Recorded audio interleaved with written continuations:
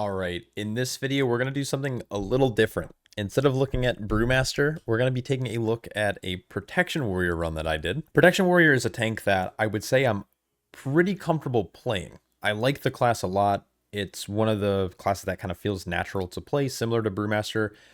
You probably understand the feeling I'm talking about, but it's hard to explain. Like, you just feel comfortable on it. I'm not great at it. I'm not going to pretend I'm good.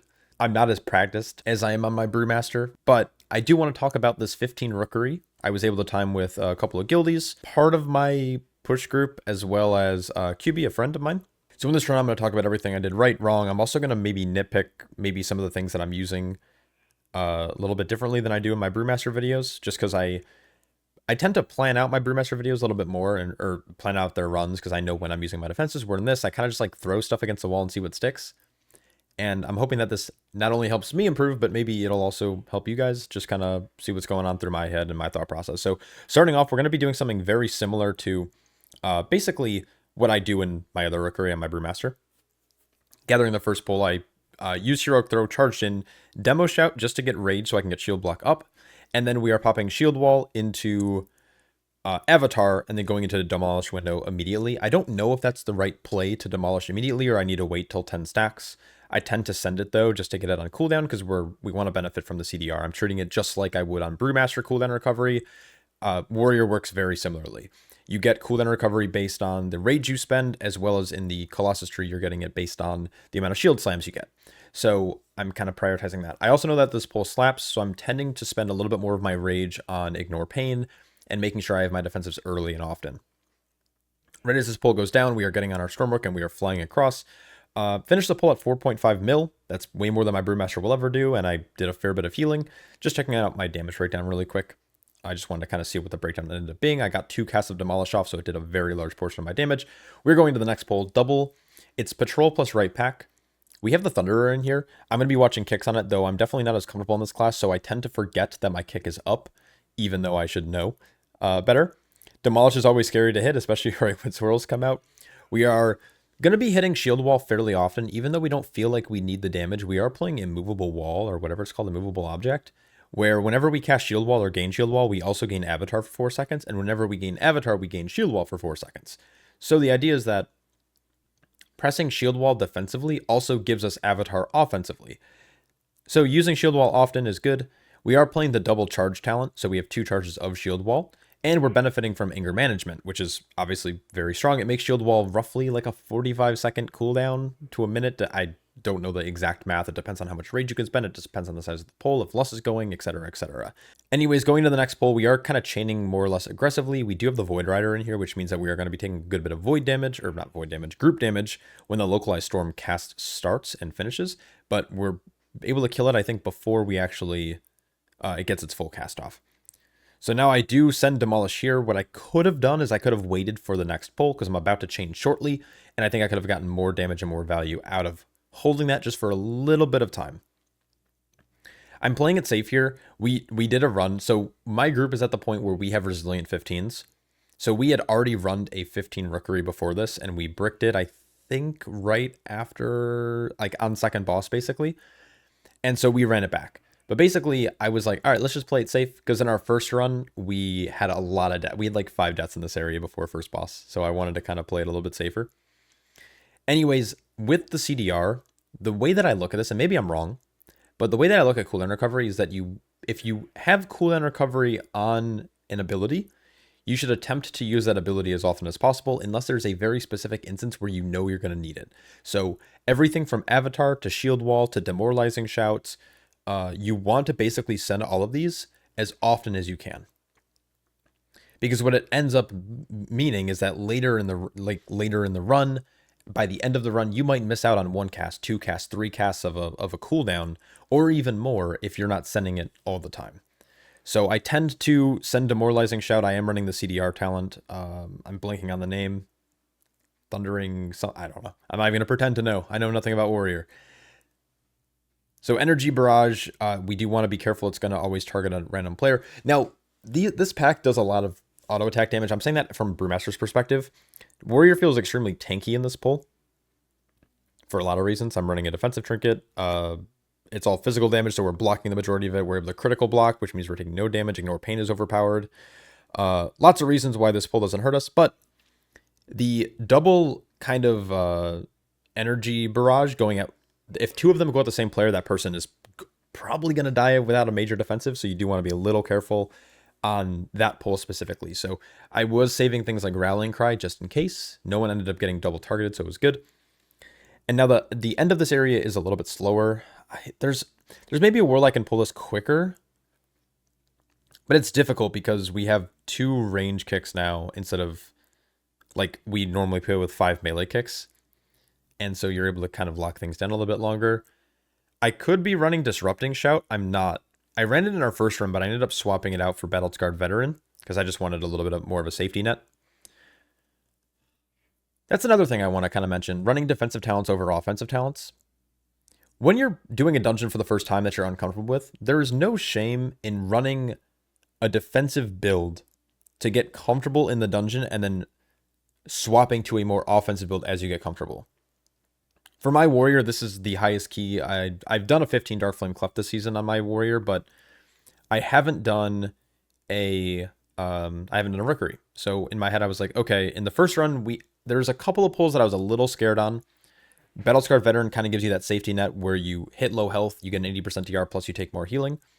So it's kind of a good stop to any lethal pulls. There's like 2 or 3 in here that are pretty scary. So I was like, I'm going to trade this off for, I'm going to do less damage, but I'm going to have more survivability.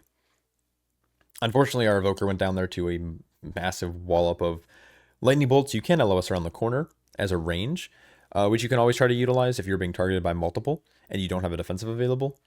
If not, I think we could have just been a little bit more coordinated with interrupts and kicks. So this boss is extremely boring. I'm not going to even pretend to go over the mechanics and what's happening here. I am just hitting whatever buttons glow on my UI and trying to do more damage than my Brewmaster ever will. So I think this is probably a good time to talk about Protection Warrior and how I feel about it. Because someone asked this actually the other day on stream. I was like, I just was about to end stream and they asked me like as I clicked end stream and I felt bad.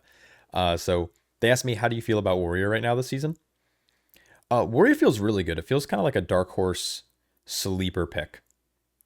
It's a tank that does, despite the massive nerfs they recently received, for very well justified reasons, despite those nerfs, they're still very competitive on the damage meters.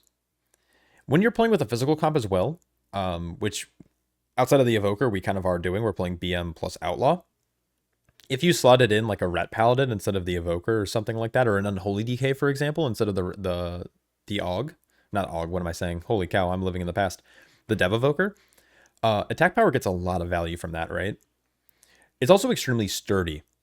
So the healer doesn't have to worry about the warrior as much. Now, don't get me wrong, there's instances where the warrior will take a lot of damage to bleeds, to magical effects, etc., etc. But for the most part, on boss fights, on large trash pulls that have a lot of auto attacks in them, warriors are beyond stable. They also, so they do good damage, they're extremely stable, and they benefit the group with attack power. They also bring 2 very powerful kind of utility spells, in my opinion. I think Rallying Cry, while it can be better, I think 10% health on top of our Shaman giving us more health adds a lot of resistance to one-shots, which there aren't as many of, but in the case where you're getting double localized barrage, for example, or whatever it's called, energized barrage from these last trash packs, it's very strong. I think Shockwave having such a low CD is very good. And then you also have diminishing return protection from the Colossus tree. Because not only does it stun mobs, but it knocks them into the air. If mobs are DR'd, while it won't stun them, it still knocks them up in the air, interrupting any spell casts, which is extremely nice. You have Disrupting Shout, which you can play into. You have a pseudo cheat death with Battle-Scarred Veteran. I think Protection Warrior has a lot of things working for it. I think because its susceptibility to magic damage, which again all tanks have, so that's not new information. They don't have as much self healing outside of last stand, very short last stand windows, and impending victory, which is a percentage based heal. They like don't have a ton of self healing, which hurts them a little bit. Plus the meta is a lot of, it's like play VDH, and so You play VDH and you get magic buff, which I think is a little bit more valuable than attack power if you're playing with like a fire mage and a boomkin, right? So these classes, that's probably why warrior isn't as strong, but there are warriors who are doing very competitive stuff on the leaderboard right now. I am not good at it, and I feel like, you know, timing these 15s, they're not free by any means, but they're not like, I'm not sweating for it. They're challenging. You know, I'm sitting up in my chair, but I'm not sweating like I am on my Brewmaster when I play. So I think Warrior's in a very good state right now. If you enjoy playing it, I think it's a valuable tank. It's just, I think there's yeah, it's good. Anyways, we can kind of talk about the run again. So we have swapped up our route a little bit. And I want to showcase a skip. This is a skip that was timed by the world's, like the first World 17 route. It was actually funny enough, before that run was actually completed, my group was on stream trying to figure out a way to kind of slow fall down to the last area. Now I'm jumping way ahead. Obviously, I'll talk about it when we get there. It's going to be after second boss. But we were like, how can we skip, like, when we go downstairs, how can we just get to the final boss area and clear that, like, as quickly as we can? And how can we double things up? And then, like, later that day, the World First 17. So a lot of people were kind of cooking up the route already with the slow fall tech. We were trying to figure out ways to, like, leap and roll into that pack, which you can do with a lot of classes. Obviously, not all classes can leap across, so you have to use fancy tech like using parasols, which is a toy. Anyways, going back to the run, the diffusers are pretty scary. We want to keep an eye out for those. And then the casters, we want to just lock down the oracles and their bolts. Now, the idea for us is that we're going to be utilizing our lust right before the next boss on the big double. We're going to be doing a big double pull. So this is kind of a cooldown recovery right here. We want to make sure all of our cooldowns come up for the next pull, and then we're going to be blasting. So that Arcing Void cast, when it overlaps with pretty much any other damage instance in this pull, is what's really, really scary. I'm doing my best to keep mobs in this like Pyrestorm or Firestorm or whatever this... I know nothing about evokers, and I never will because I'll never play one. Outside of preservation, I have no interest in AUG or devastation, which is unfortunate because Prez is so fun. Anyways, I'm really trying to hold my shield wall charges for the next pull. We got a proc there, right as I said. We just got a proc. I'm trying to hold as much as I can here because these crushers are low. I know that we have okay, so it's weird. So our BM is not running CDs. Our evoker has like 20 seconds, and Rogue doesn't really have CDs either. They have, of course, have Adrenaline Rush, but it's kind of a fake CD in my opinion. Anyways, here's the big double. So I'm going to set focus to one of the oracles. I'm setting focus to purple so I can try to make sure I get kicks on it. This is actually a good pack to run Disrupting Shout. I'm going to pop Shield Wall, commit it nice and early. This is going to give me an extension on Avatar. We're going to be able to pop then Shield Charge to stun. We get Thunderous Roar. They keep changing this shit. And then we're going to get a big Demolish off afterwards. I was waiting for the seconds to be over to cast Demolish because I didn't want to accidentally get clipped by that circle there. Unfortunately, our AUG, I keep saying AUG, our Evoker went down. He's going to make his way back slowly but surely. It's unfortunate. He wasn't able to get much of his damage out, but he does still have his CDs, which I don't know if he sends when he... I can't remember if he sends when he gets back or if he's going to send them on boss. Either way, kind of an unfortunate death. It makes this pull last a little bit longer than it should have, but that's A-okay. Once the oracles go down, this pull becomes a little bit safer because if you can't lock down those kicks consistently, it's the overlapped damage that's going to one-shot you, which is, I really appreciate and applaud Blizzard. And maybe I should hold my breath because this might not be true once we're in like the 20 or whatever range we end up getting to this season. I'm imagining it's going to be like upwards of like 24, but nothing feels one-shotty, even at our lower item level, because we're obviously not geared yet. We have a long way to go. I can really appreciate that because last season, even in like some lower keys, like if you had just like a web bolt on you or like any random cast, you just died. And now it feels like there's moments within polls that's like, okay, we have to stop something in this poll or someone will die. But if we stop that thing, we're safe. Because then if it goes off later, like when there's no overlap of damage, it's fine. But the last season and like previous seasons, it all just felt one-shotty. So this, I was a little nervous going into this fight because Brewmaster handles this dot really, really well. I also have better trinkets on my Brewmaster than I do on my Warrior. Basically, the idea here is that we want to always put 2 of the vulnerabilities or the chaotic corruption on the tank. So whoever it goes on, you put it on the tank. Tank puts it on whoever didn't put it on them originally. So I'm going to... Hunter gave it to me. I'm giving it to Rogue. Rogue's going to give it back to me. If it's on me first, I give it to a DPS. DPS gives it back to me, and then I give it to another DPS, and we're good. But when you're playing Prot Warrior, it's a little bit easier to do on a Brewmaster. On a Prot Warrior, this is where they struggle. Like, this is one of what they're kind of susceptible to. And so we're just trying to, like, find the balance of... And right now I'm trying to, like, workshop, like, okay, so I have Last Stand. I have a Charge of Shield while available. One's coming up. I have Demo Shout active. I still have Spell Reflect I can utilize as a small DR. So I'm kind of playing it on my head, like, okay, what can I use next? Okay, so now I have 2 Charges of Shield while I still have Last Stand. I can just spend a little bit more on Ignore Pain. I have Spell Reflect still, so I think I'm good. And so that's kind of this whole little mini game is the tank. There's no Tank Buster on this fight, but the Tank Buster is taking 2 of the debuffs. And when the first debuff won't hurt you. It's just doing normal damage. It's the second application that does 300% more, which is where it becomes very lethal. And so that's kind of this entire boss fight. I like this boss fight a lot. I like simple fights like this, that it's literally 3 mechanics, but these 3 mechanics feel much more difficult than, let's say, the first boss of Mechagon. Mechagon Workshop has, I think, 7 or 8 mechanics within the fight, but it feels a lot more free than this fight, where it's 3 mechanics, but it's very condensed. Like, you have to be aware of your positioning and how you're dodging these beams and the suck-in. I like this fight a lot, actually. I think he has a little bit too much health. That's my hot take. This guy has probably 10% too much health. Because this guy takes same with the first boss. Honestly, all the bosses in here just take too long. Also, another hot take. Maybe this isn't a hot take, but I think the nerf they did to the timer was overkill. I think they could have just made this a 30-minute dungeon instead of a 29.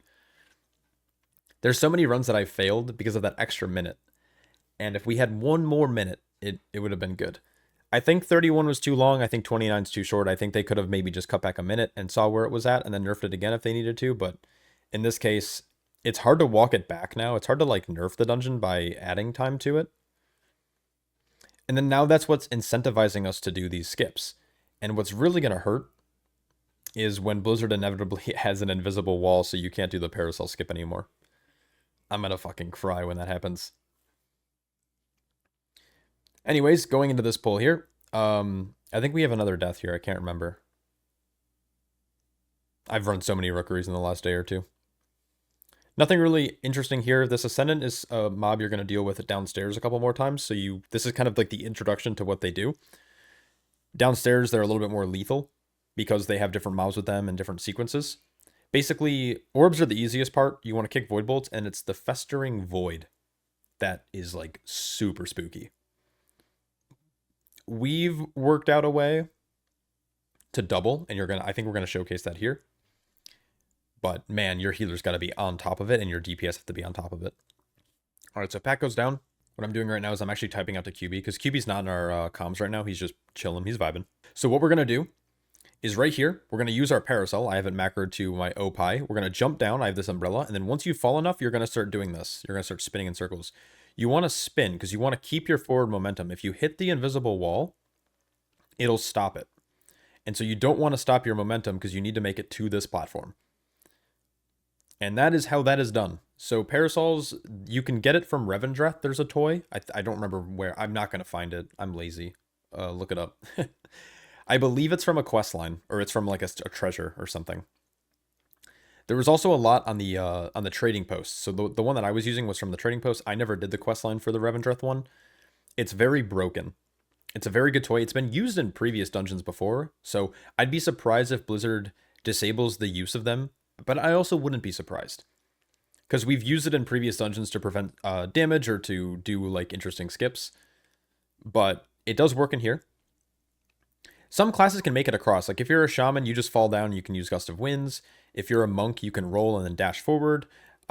Rogues can, like, grappling hook to it. Evokers can obviously, like, just slow fall down. Demon Hunters can just slow fall down.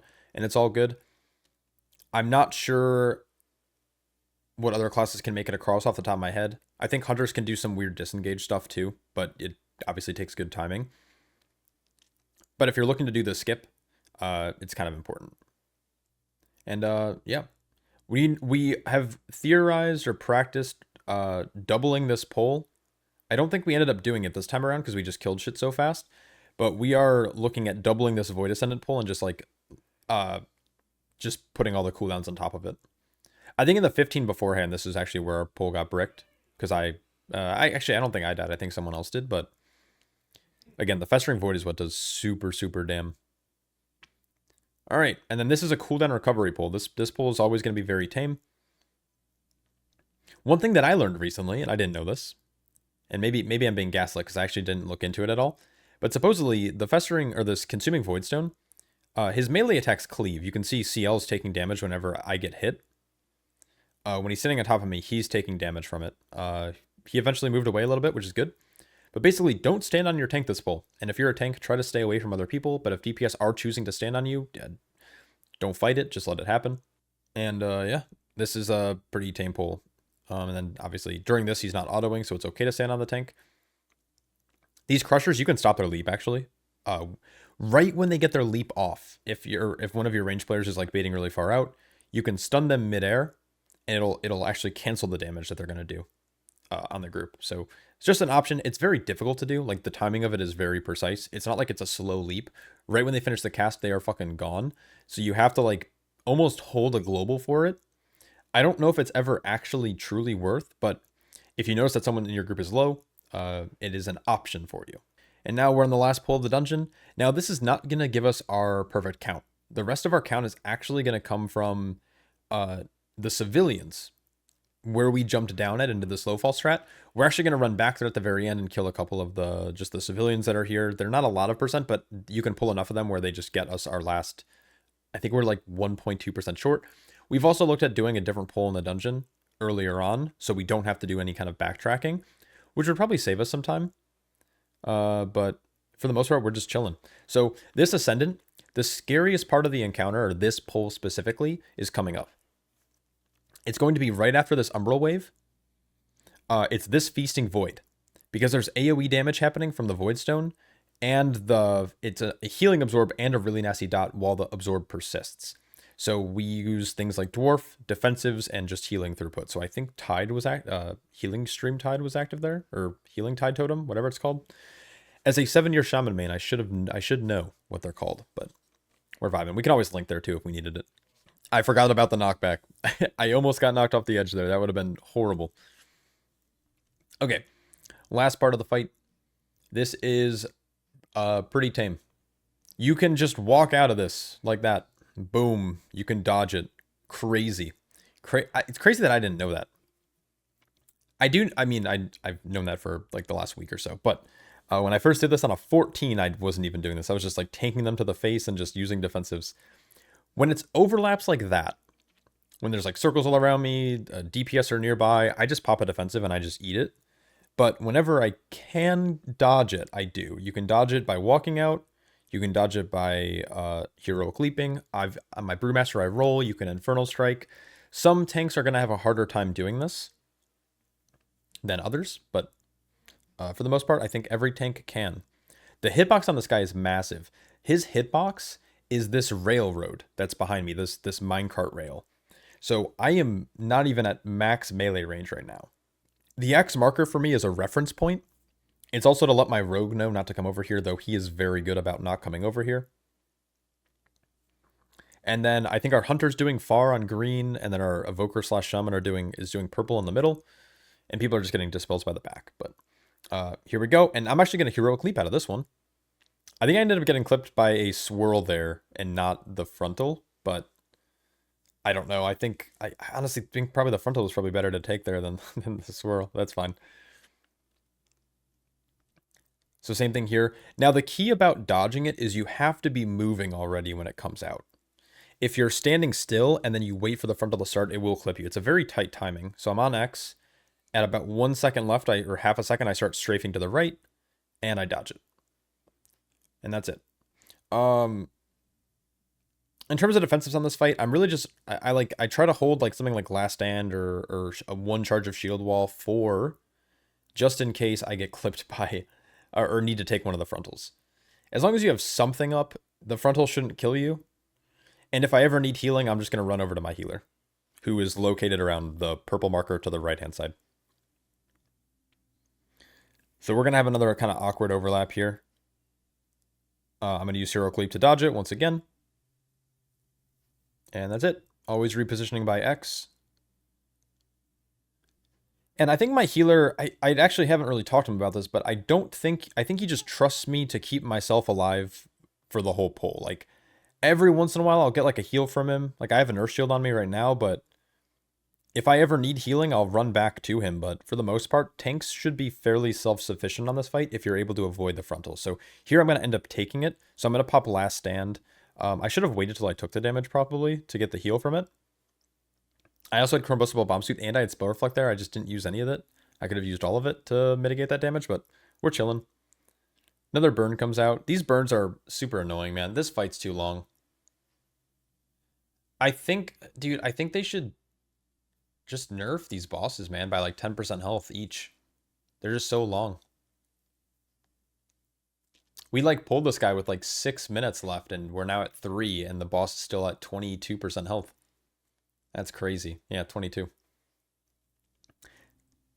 I use Shield Wall there, not as necessarily a defensive, but as an offensive, so I can get some Avatar for my my big old Demolish there. I think it fell off already anyway, so it didn't matter. No, I have Avatar rolling still. We're good. We're Gucci. Same thing here. We start strafing when there's about 0.5 seconds left, and we're good. We are going to be able to kill in the last burn here. So here it comes. We're able to get some damage on him, you notice, but now he takes the damage increase. So we got about 30 mil on him before this actually happened. And now we are in execute range, so I'm going to just start sending all of my rage on execute. You can see here I'm just like dumping hard into execute. I try to leap out at the end here because I have no rage, but I didn't leap far enough so that I would have been so funny if he gained the shield. And then I thought we were done, and then I was like, oh wait, we have to go fucking clear more trash. So this wasn't like the best run. Why didn't I grab the Windrush? Dude, I'm so fucking dumb. Holy cow. I walked right by that Windrush. Like, I don't need no fucking handouts. There we go. And so we want to try to avoid pulling these civilians. This is just, they're very quick to kill. It's not like this takes us a long time. But it's just like a little bit of a time sink to like run back over here. The only other thing we could do is like, when we know that the boss is going to die, we just all start running over this way to this, like the north end of the arena. And that's it. And that's our time 15 Rookery. On the Prot Warrior, I did 2 mil overall, which is more than my Brewmaster will ever do in this place. Fucking crazy. Definitely some areas of improvement. I think Warrior, though, is very fun this season. I would say if you're someone who enjoys Prot Warrior, you'll have a good time playing it this season. If you're looking at maybe picking up an alt. If you're a Brewmaster player, I think Prot Warrior feels very good. It's very high APM. It's a little less restrictive on what buttons you're hitting. But there's a couple of different things you have to pay attention to. Similar to how you have to pay attention to like Stagger, Purify Chi Stack, Celestial Brew cooldown, all this other stuff, Expel Harm, get to the Ox Orbs. Warrior, you have to pay attention to like Shield Block, Ignore Pain. You have like, being an Execute allows you to have different rage spenders that are being hit at every other time. So you have to like, you're constantly making these little decisions in your head, like, do I spend rage on Ignore Pain? Do I do a little bit of damage? Do I do Execute? Do I Kite Soon? I really like Warrior. It's very good. My next tank I'm probably going to start working on here soon will probably be like Prot Paladin and VDH, and eventually the BDK. So anyways, I hope you guys enjoyed this video, this little breakdown. Hope it helped you out, and let me know if you have any questions down below, and I will catch you all in the next one. Peace.